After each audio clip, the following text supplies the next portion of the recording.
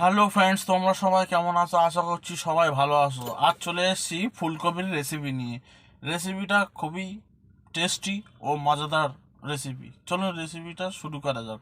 আর এই রেসিপিটা যদি আপনাদের ভালো লাগে, লাইক, কমেন্ট ও শেয়ার করতে ভুলবেন না। আর চ্যানেলটি সাবস্ক্রাইব করে রাখবেন পরবর্তী ভিডিওর আপডেট পেতে। চলুন রেসিপিটা শুরু করা যাক।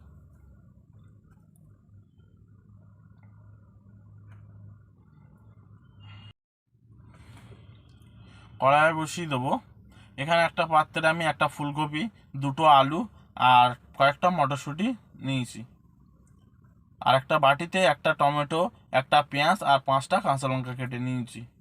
কড়াইটা গরম হয়ে গেলে সামান্য পরিমাণে সরষের তেল দিয়ে দেবো। সরষের তেলটা গরম হয়ে গেলে পেঁয়াজগুলো দিয়ে দেবো। পেঁয়াজটা ব্রাউন করে ভেজে নিতে হবে।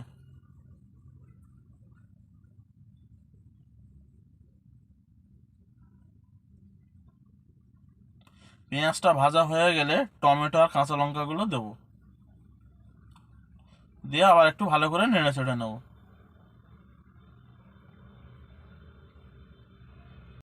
ভালো করে নেড়ে চেড়ে নেওয়া হয়ে গেলে ফুলকপি, আলু, মটরশুঁটিগুলো দিয়ে দেবো।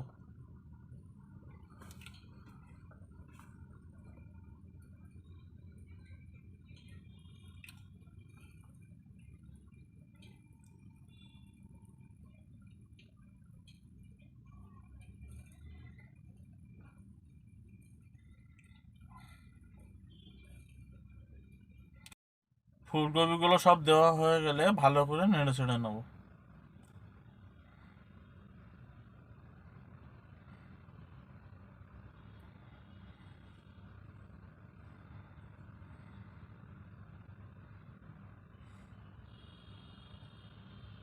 ফুলকপিগুলো ভালো করে ভেজে নিতে হবে।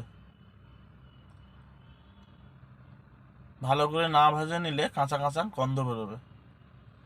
5 মিনিট মতো ঢাকা দিয়ে রেখে দেবো।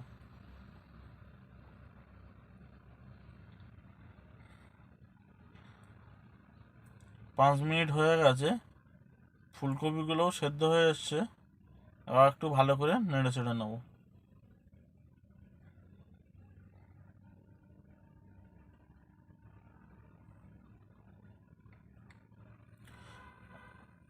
পরিমাণ মতো লবণ দেবো।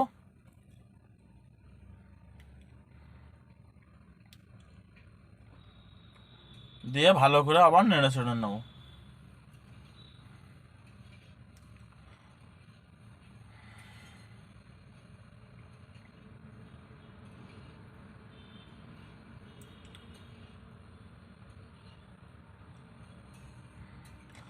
ভালো করে নাড়াচাড়া করে নেওয়ার পর হলুদ দেবো 1/2 চামচ, জিরা গুঁড়ো দেবো 1/2 চামচ, ধনে গুঁড়ো দেবো 1/2 চামচ, লঙ্কা গুঁড়ো দেবো 1/2 চামচ। ভালো করে নেড়ে চেড়ে নেবো।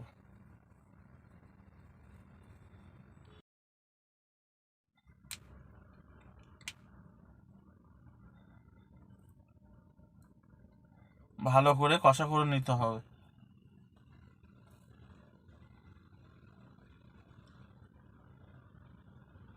গ্যাসের ফ্লেমটা মিডিয়াম করে রাখতে হবে, নাহলে মশলাগুলো পুড়ে যেতে পারে।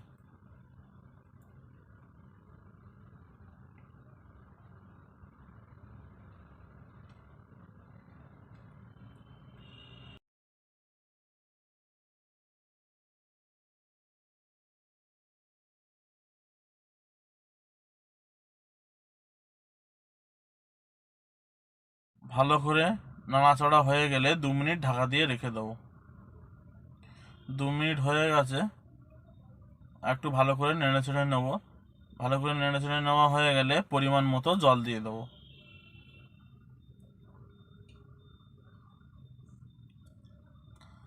দিয়ে ভালো করে এবার নেড়ে চেড়ে নেবো।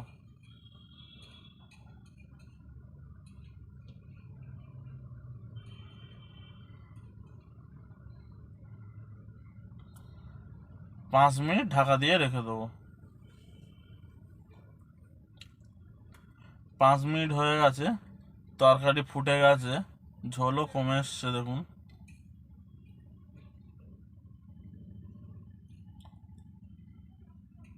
আলুগুলো সব সেদ্ধ হয়ে গেছে।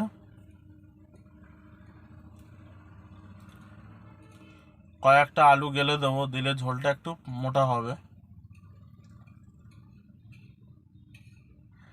তরকারি হয়ে গেছে ফ্রেন্ডস, এবার নামিয়ে নেবো। দেখুন ফ্রেন্ডস, কত সুন্দর হয়েছে গরম গরম ফুলকপির তরকারি। খেতে খুবই ভালো লাগে রুটি কিংবা ভাতের সাথে। আপনারাও একবার অবশ্যই এই রেসিপিটা ট্রাই করে দেখবেন। আর এই রেসিপিটা যদি আপনাদের ভালো লাগে, লাইক কমেন্ট ও শেয়ার করতে ভুলবেন না।